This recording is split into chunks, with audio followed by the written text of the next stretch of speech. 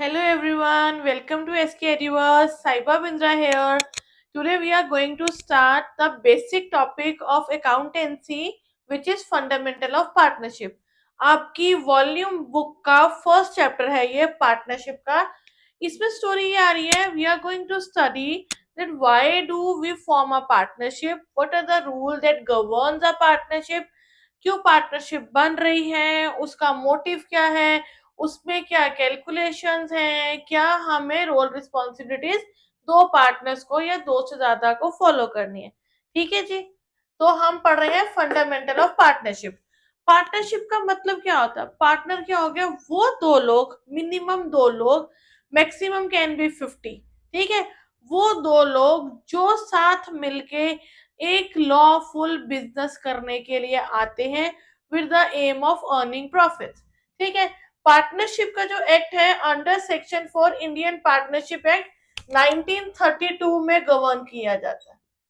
यहाँ तक I hope आपको ये बेसिक चीज पता होगी कि इंडियन पार्टनरशिप एक्ट जो है वो 1932 का अभी तक चल रहा है. इसकी दूसरी बेसिक रिक्वायरमेंट क्या होती है? एग्रीमेंट बिटवीन पर्संस, जिसको कि हम लोग पार्टनर्स भी बोलते हैं. पार्टनर्स वो होते हैं कि जो सब एक के बिहाफ पे या एक सबके बिहाफ पे काम करते हैं और ये डिसाइड करते हैं कि किस रेशियो में हमें प्रॉफिट्स और लॉसेस को शेयर करना है. ठीक है जी. तो इसके ना कुछ असेंशियल एलिमेंट्स होते हैं. असेंशियल एलिमेंट्स हो गए बेटा बेसिक रिक्वायरमेंट्स. जैसे चाय बनाने के लिए हमें दूध, चीनी, पत्ती तो चाहिए ही है ना, तभी तो उसका मिक्सचर बन के एक अच्छी चाय बनेगी. सेम वे कुछ मिक्सचर है पार्टनरशिप को अच्छा बनाने के लिए. इसमें से सबसे बेसिक चीज है दो या दो से ज्यादा पर्सन. अगर सिर्फ एक बंदा होगा तो वो पार्टनरशिप नहीं कहलाई जाएगी, वो सोल प्रोप्राइटरशिप कहलाई जाएगी. सोल का मतलब हो गया वन, प्रोप्राइटर मतलब ओनर. वो एक सिंगल बंदा चलाएगा, उसमें पार्टनरशिप नहीं होगी. टू और मोर पर्सन, दो या दो से ज्यादा लोग होने चाहिए. ठीक है. देन इज रिटन और ओरल एग्रीमेंट. पार्टनरशिप का एग्रीमेंट या रिटन होता है या ओरल होता है, जो उसको कि हम नाम देते हैं पार्टनरशिप डीड का. Partnership deed can be written, it can be oral, depending upon type of form जो आप यूज कर रहे हो. Then is lawful business. ऐसा नहीं है कि तुमने किडनैपिंग का बिजनेस शुरू कर लिया तो तीन चार लोगों ने मिलकर कर लिया. That is unlawful. आप एक प्रॉपर बिजनेस शुरू करोगे, बेशक आप गुड्स प्रोड्यूस कर रहे हो, सर्विस प्रोड्यूस कर रहे हो या as a middleman act कर रहे हो. ठीक है ना. वो बिजनेस शुरू करोगे जो कि लॉ की नजरों में लाइबल होगा. ऐसा नहीं कर सकते कि तुम लिकर बेच रहे हो इरेगुलर तरीके से या तुमने लाइसेंसिंग नहीं ली. वो सारी चीजें नहीं होंगी बेटा. फिर आता है शेयरिंग ऑफ प्रॉफिट्स. अभी या तो प्रॉफिट्स पार्टनर्स अपनी कैपिटल शेयरिंग रेशियो में लेते हैं या वो इक्वली लेते हैं. ठीक है. या फिर किसी और तरीके से, वो depending upon the mood off the partners कि वो किस तरीके से प्रॉफिट और लॉसेस को शेयर करना चाहते हैं. Then is mutual. म्यूचुअल होता है सबकी सहमति से, सबके कंसेंट से.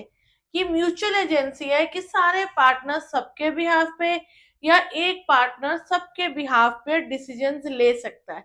इसमें एक कंडीशन बहुत अच्छी आती है कि ऐसा नहीं है, सपोज करो ए बी सी तीन पार्टनर हैं, किसी हम दूसरी फॉर्म के साथ कोई कोलैबोरेशन करने जाते हैं जिसमें उस दिन सी एब्सेंट होता है. ठीक है. लेकिन डिसीजन ले लिया जाता है, कल को उस मीटिंग से, उस बिजनेस से लॉस हो जाता है, तो सी पीछे नहीं हट सकता ये बोल के कि उस दिन तो मैं आया ही नहीं था, तुमने तो मेरे बिना ही एग्रीमेंट सॉल्व कर लिया. नहीं, क्योंकि तीनों पार्टनर्स एक के बिहाफ पे या एक पार्टनर तीनों के बिहाफ पे डिसीजन ले सकता है. तो that is known as mutual agency. ठीक है बेटा. आगे आते हैं पार्टनरशिप डीड. जैसे मैंने आपको बताया था, एक बहुत असेंशियल फीचर है पार्टनरशिप का कि वो उसमें जो एग्रीमेंट्स हैं वो रिटर्न या ओरल होने चाहिए. इसी को ही आगे इलेबोरेट करेंगे हम लोग पार्टनरशिप डीड में. पार्टनरशिप डीड क्या हो गया कि दो पार्टनर, चार पार्टनर, पांच पार्टनर जितने भी हैं वो मिलके किस कंक्लूजन पे आ रहे हैं कि चीजें कैसे डिवाइड होंगी, गुडविल कैसे डिवाइड होएगी, सैलरीज क्या देंगे, ये सारी चीजें. तो पार्टनरशिप डीड क्या होता है? रिटर्न या ओरल एग्रीमेंट होता है.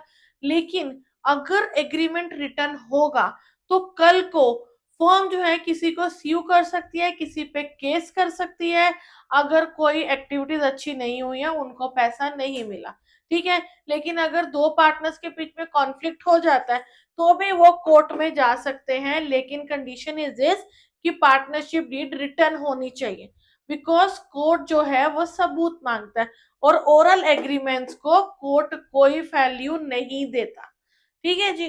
तो partnership deed has to be return, उसमें सब होता है, नेम क्लॉज होता है, ऑब्जेक्टिव क्लॉज होता है, सोर्स क्लॉज होता है, रजिस्टर्ड ऑफिस क्लॉज होता है, टाइप ऑफ पार्टनर्स का क्लॉज होता है, it mentions every damn thing जो भी पार्टनर डिसाइड करते हैं। फिर आता है कैपिटल कंट्रीब्यूशन, उसमें डिसाइड होता है कि कौन सा पार्टनर कितनी कैपिटल लेके आ रहा है, कौन सी एडिशनल कैपिटल इंट्रोड्यूस कर रहा है, या वो ड्रॉइंग्स को विड्रॉ कर रहा है। फिर आता है प्रॉफिट शेयरिंग रेशियो, जैसा कि मैंने आपको पहले भी बताया, या तो कैपिटल कंट्रीब्यूशन के बेसिस पे हम लोग प्रॉफिट्स एंड लॉसेस को डिस्क्राइब करते हैं, या फिर पार्टनर्स खुद से इक्वली डिवाइड करते हैं कि हाँ जी सभी पार्टनर्स का इक्वल इक्वल हिस्सा होगा, इररिस्पेक्टिव कि कौन कितनी कैपिटल कंट्रीब्यूट कर रहा है, ठीक है। फिर इंटरेस्ट ऑन कैपिटल, अभी पार्टनर्स को कैपिटल पे इंटरेस्ट फर्म देती है, ये पार्टनर की एक सोर्स ऑफ इनकम होती है जो पार्टनर्स के कैपिटल अकाउंट में क्रेडिट साइड में जाता है।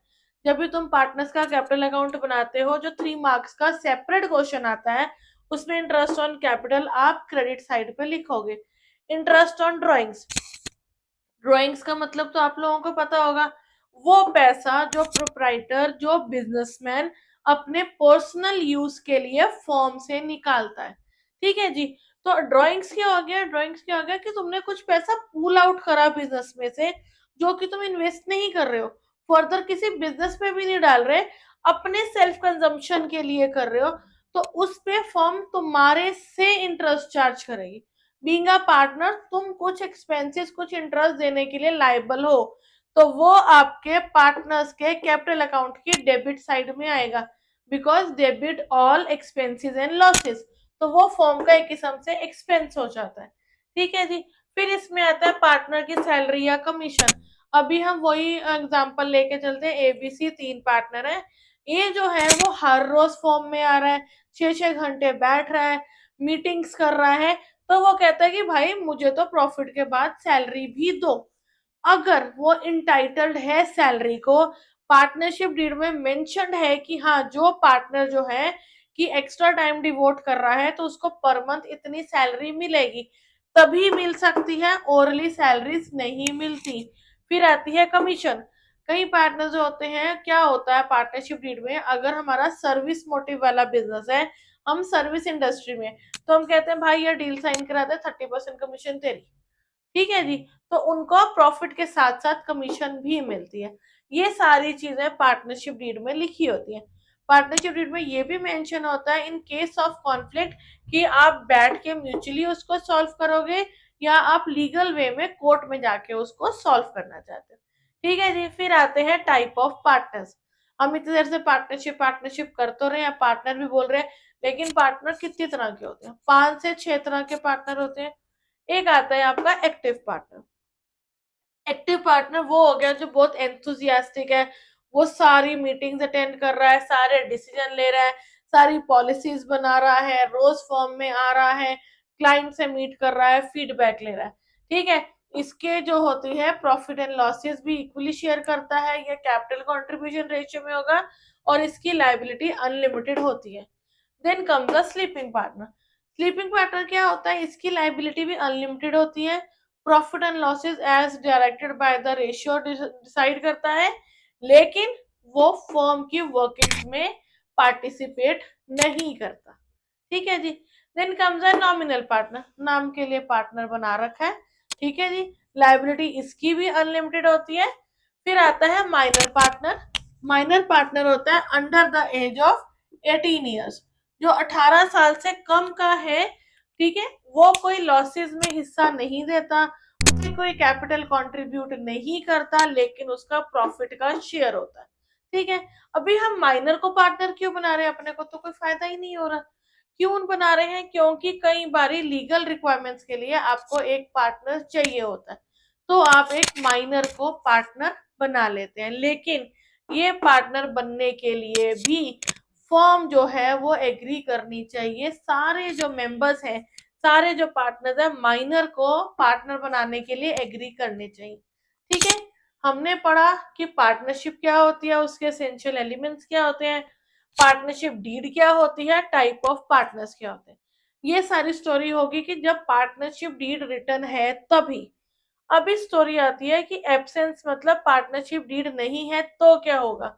तो ना किसी पार्टनर को इंटरेस्ट ऑन कैपिटल मिलेगा, कोई एक्स्ट्रा इनकम नहीं हो रही, ना ही कोई पार्टनर इंटरेस्ट ऑन ड्रॉइंग्स देगा, पार्टनर से कुछ चार्ज भी नहीं कर सकती है फर्म, कोई सैलरी नहीं मिलेगी, कोई कमीशन नहीं मिलेगा।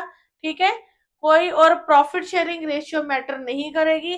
सारे partner profit and losses equal ratio में डिसाइड करेंगे, कैपिटल कंट्रीब्यूशन वाली रेशियो नहीं आती। फिर इंटरेस्ट ऑन लोन मिलता है 6%।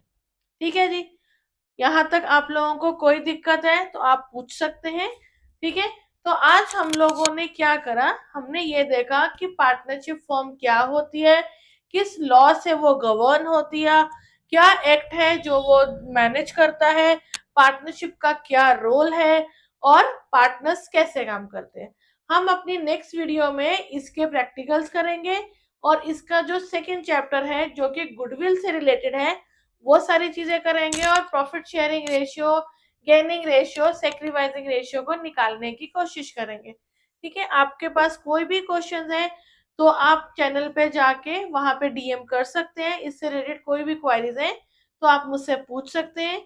जल्दी ही मिलते हैं अपने नेक्स्ट वीडियो में और इंटरेस्टिंग और इजी टॉपिक को लेके। Thank you, bye bye.